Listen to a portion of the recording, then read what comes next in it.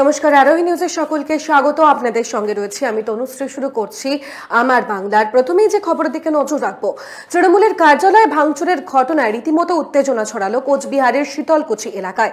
এই ঘটনায় অভিযোগের তীর উঠছে বিজেপির দিকে। এই ঘটনায় উত্তেজনা ছড়িয়ে পড়ে গোটা এলাকায় বোমাবাজি করার অভিযোগ ওঠে। পাশাপাশি তৃণমূল সমর্থকদের মারধর এবং তাদের বাইক ভেঙে দেওয়ার অভিযোগ উঠেছে বিজেপির বিরুদ্ধে। যদিও অভিযোগ অস্বীকার করেছে বিজেপি, তাদের দাবি বিজেপির বিরুদ্ধে মিথ্যে অভিযোগ করছে তৃণমূল। এই ঘটনায় বিজেপির কোনো যোগ নেই। পার্টি বীজ ভাঙছে, দোকান থামা ভাঙছে, গাড়িতে বোমাবাজি করছে।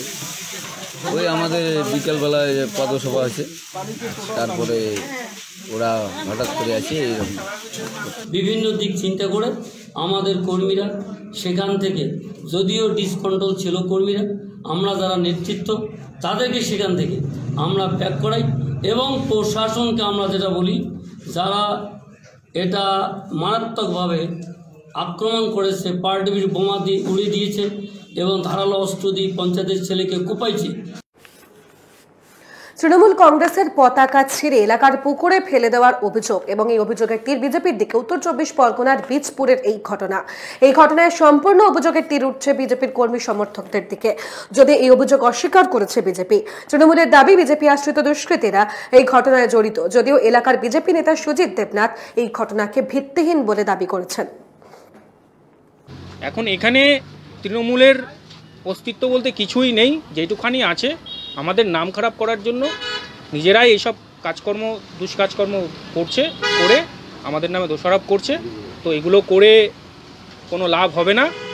গতকাল রাতে অন্ধকারে, রাত্রি 12টা-1টা নাগাদ বিজেপি আশ্রিত কিছু দুষ্কৃতী, তারা আমাদের তৃণমূল কংগ্রেসের যে আমরা পতাকা তুলি সেই পতাকাটাকে ছিঁড়ে পা দিয়ে নোংড়ে জলে ফেলে দিয়েছে এবং আমাদের ঝান্ডাগুলো তুলে সব জলে ফেলে পা দিয়ে মুড়ে বিজেপি আশ্রিত দুষ্কৃতীরা এইসব কাণ্ড করছে এলাকায়।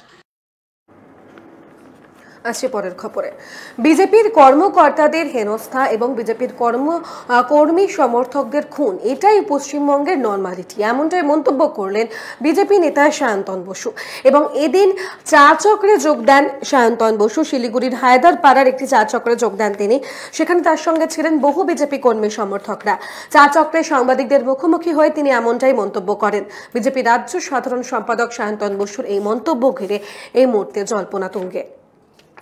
দিলীপ ঘোষের কনভয় আক্রমণ হবে না, কিংবা আমার গাড়িতে পাথর ছুড়বে না, কিংবা কালো পতাকা তৃণমূল দেখাবে না, এটা যদি কোনোদিনও হয়েছে বা বিজেপির কার্যকর্তা খুন হয়নি, এমন কোনো দিন যদি যায়, তার মানে বুঝতে হবে যে হয় খবর আসেনি, নত অন্য কোনো ঘটনা ঘটেছে। পশ্চিমবঙ্গের এটা হচ্ছে নর্মালিটি, এটা অন্য কোন রাজ্য হয় না। বিহারে এত বড় নির্বাচন হলো, কটা পাথর পড়েছে।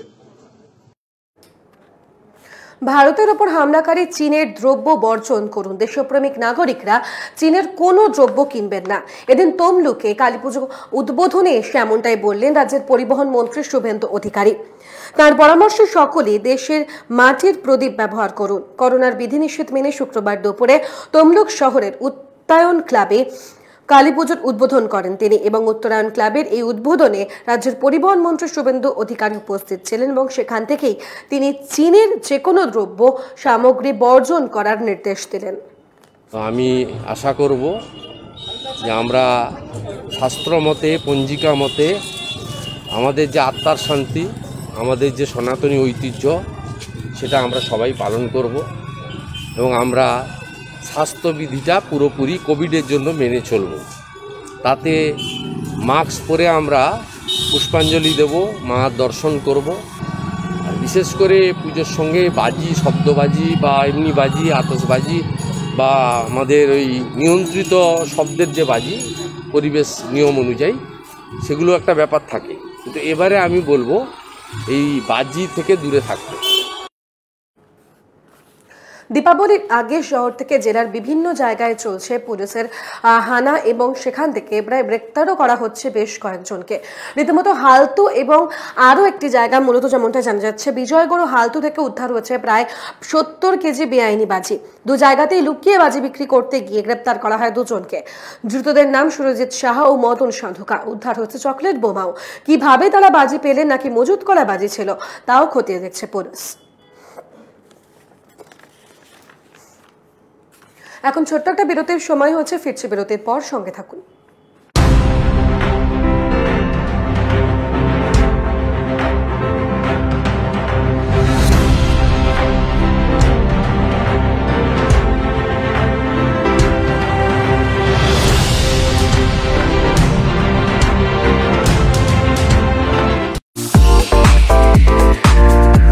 Wanna fly? Step towards 3 steps. Where we are different. World-class infrastructure, experienced faculties, hygienic atmosphere.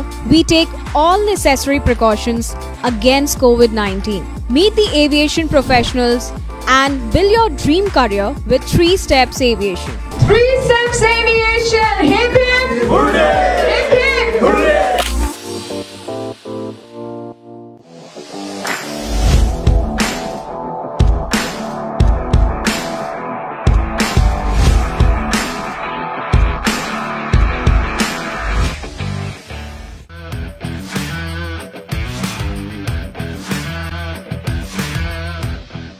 Welcome to Sinha Group of Companies, your genie in a bottle. Career advancement opportunities in aviation and hospitality.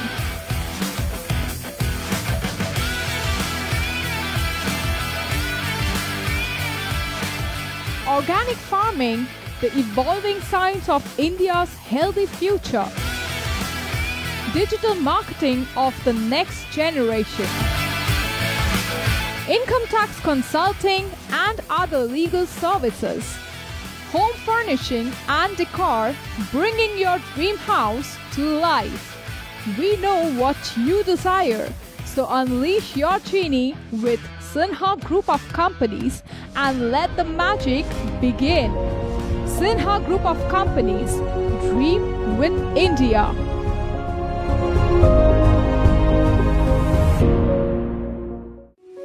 এক ডাকেই যাকে পাই, আরোহী foundation একেবারেই তাই। 8 থেকে 80-র জন্য এক ডাকে সাড়া দেয় আরোহী ফাউন্ডেশন। দুস্থ মানুষের পাশে দাঁড়ানোর জন্য অঙ্গীকারবদ্ধ আরোহী ফাউন্ডেশন। ছাত্রছাত্রীদের সফল ভবিষ্যতের জন্যই নিবেদিত আরোহী foundation.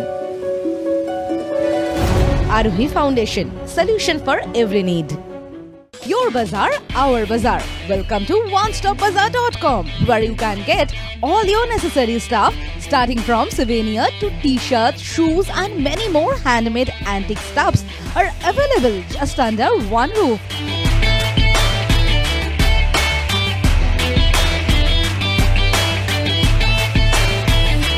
Our stores are available at airports like Kolkata, Guwahati, Imphal, Bagdogra, and you can also find us at City Center too. We are just one click away to serve your need. Visit onestopbazaar.com or www.onestopbazaar.com. Feel the Indiana.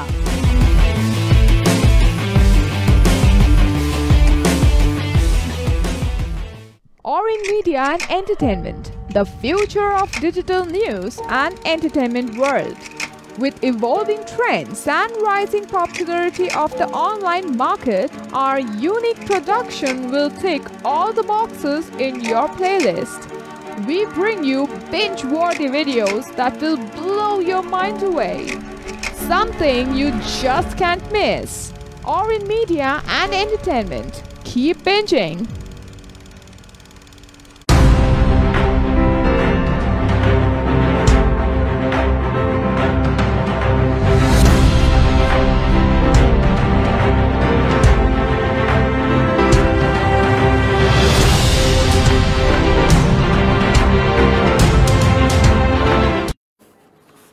ফিরলাম বিরতির পর। কালী পুজো এসে গেল, অর্থাৎ রাত পোহারেই মা তারার আরাধনা। এদিকে জলপাইগুড়ির পেটকাটি কালী পুজোর জাঁকজমক রূপসজ্জায় পড়তে চলেছে ভাঁটা। কারণ এবার করোনাকালেই ঠিকমতো স্বাস্থ্যবিধি মেনেই পুজোয় অংশ নিতে হবে ভক্তদের। এবছর হচ্ছে না মেলাও। লোকমুখে প্রচলিত মাটি খুঁড়তে গিয়ে কোদালের ঘা লেগে ময়নাগুড়িতে দেবী মূর্তির পেট কেটে গিয়েছিল। সেই থেকেই নামকরণ পেটকাটি। কোষ্ঠী পাথরের 4.5 ফুট মূর্তি দেখলে ভয় ও ভক্তির মিশেলে শরীরে শিহরণ জাগে। পদ্মের উপর দাঁড়িয়ে দেবী দশভুজা। তবে খননের সময় 3টি হাত ভেঙে যায় মায়ের। বাঁদিকের 5 হাতে হাতি, ঘণ্টা, নরমুণ্ড, নরমূর্তি। 1 হাত ভাঙা রয়েছে। দেবীর কাটা পেটে রয়েছে বিছে। নরমুণ্ডমালা, সর্পমালায় দেবী শোভিতা। মায়ের সমস্ত অলংকার হচ্ছে সাপের, হ্যাঁ, হাতে মুন্ডমালা আছে, তুবড়ি আছে, মানে বিভিন্ন অলংকারে ভূষিত আর কি। মা পেটে কাঁকড়া বিছা আছে, মনে হচ্ছে প্রচন্ড ক্ষুধার্ত আর কি, এরকম ধরনের। এটাকে প্রথম অবস্থায় এটার নাম রাখা ছিল পেপোকাটি। কালক্রমে পেপোকাটি থেকে এই পেটকাটিতে নামটা রূপান্তরিত হয়। পেটকাটি আদপে কালী মূর্তি হলেও ধূমাবতী রূপে পূজিতা হন। মূর্তি কত প্রাচীন তা অজানা। কালী পুজোর দিন শুধু স্থানীয়রাই নন, ভক্তরা আসেন আসাম, নেপাল, ভুটান থেকেও। পুজো কমিটির সদস্য কৃষ্ণকান্ত অধিকারী জানান, কালী পুজোর রাতে প্রচুর ভক্ত সমাগম হয়, তবে মেলা এবার হচ্ছে না। ব্যুরো রিপোর্ট, আরোহী নিউজ। হাওড়ার ওলাবিবি তলার অন্যতম জনপ্রিয় পুজো হাজার হাত কালী পুজো। প্রত্যেক বছর এবং দিনের প্রত্যেকটা দিন মা তারার পুজো আরাধনা হলেও কালী পুজোর সময় এখানে তন্ত্রমতো হয় মায়ের আরাধনা। হাওড়ার শিবপুর ওলাবিবি তলার হাজার হাত কালী বিখ্যাত। দেবী নীলবর্ণা। চণ্ডী পুরাণ অনুযায়ী অসুর বধের সময়ে দেবী দুর্গা অনেক রূপ ধারণ করেছিলেন। দেবীর হাজার হাত তারই অন্যতম। কাত্যায়নী মহামায়ার পর এই রূপে অসুর নিধনে রত ছিলেন আদ্যাশক্তি। চণ্ডীর 22তম অধ্যায়ে উল্লেখিত আদ্যাশক্তির এই রূপের কল্পনায় 1870 সালে ওলাবিবি তলায় এই মন্দিরের প্রতিষ্ঠা। মাকে মাছ, মাংস, ভাত, খিচুড়ি, পোলাও সব রকম কিছুই দেওয়া হয়, পায়েস সব কিছু দিয়েই মাকে দেওয়া হয় এবং মায়ের সম্পূর্ণ আমিষ। মাকে প্রতিদিন মাছ ভাত দিয়ে মাকে ভোগ দেওয়া হয় এবং বিশেষ দিনে যেমন বুদ্ধি পূর্ণিমায় বা কালী পুজোতে মাকে মাংস দেওয়া হয়, আর এমনি দিনে মাছ ভাত, প্রতিদিনই মাকে মাছ ভাত দেওয়া হয়। এই মন্দিরে বলি প্রথার প্রচলন নেই। প্রতিদিন 3 বেলা পুজো হয়। দিনে 2 বার অন্নভোগ, লুচি প্রসাদ নিবেদন করা হয় দেবীকে। নিত্য পুজোর পাশাপাশি বুদ্ধ পূর্ণিমা ও কালী পুজোর রাতে বিশেষ পুজো হয়। এখানে পুজো হয় তন্ত্রমতে। কালী পুজোর দিন ভক্তদের ভিড় নিয়ন্ত্রণ করতে সমস্ত রকম স্বাস্থ্যবিধির ব্যবস্থা করা হয়েছে। ব্যুরো রিপোর্ট, আরোহী নিউজ। কোচবিহারের মদনমোহন মন্দিরে প্রথা মেনেই হচ্ছে মা তারার পুজো। তবে এবার কিন্তু করোনা বিধি নিষেধ মেনেই পুজো করছেন পুজোর উদ্যোক্তারা। এবং যে ছবি উঠে আসে, মদনমোহন মন্দিরে পুজোর প্রস্তুতি প্রায় শেষ লগ্নে। সেজে উঠেছে বড় তারা মায়ের মূর্তি। করোনা আবহে বিধিনিষেধ মেনে এবছর কাঠামিয়া মন্দিরে হবে বড় তারা মায়ের পুজো। মন্দিরের রাজপুরোহিত জানান, পুজোতে রয়েছে নানা নিয়ম। রয়েছে পঞ্চবলি প্রথা। 60 অথবা 16 মাছকে পুড়িয়ে তা নিবেদন করা হয় ভোগে। সূচি মেনে হবে পুষ্পাঞ্জলি। এই দীপাবলিতেই আমাদের বড় তারা পুজো হয়, কাঠামিয়া মন্দিরে বিশেষ পুজো হয়। মূর্তি প্রায় কমপ্লিটের দিকে, খালি উপরে রং দেওয়া বাকি, আজকে কমপ্লিট হয়ে যাবে সম্ভবত। তো পুজো কালকে শুরু হবে 8টা, তারপরে পুজো চলবে। পুজো চলাকালীন পুজোতে আমাদের পঞ্চবলি আছে, সেটা হচ্ছে পাঠা হবে, মেষ হবে, হাঁস হবে এবং পায়রা হবে, মাগুর মাছ হবে।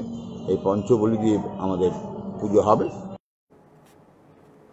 আমার বাংলা এখন এ পর্যন্তই। দেখতে থাকুন আরোহী নিউজ।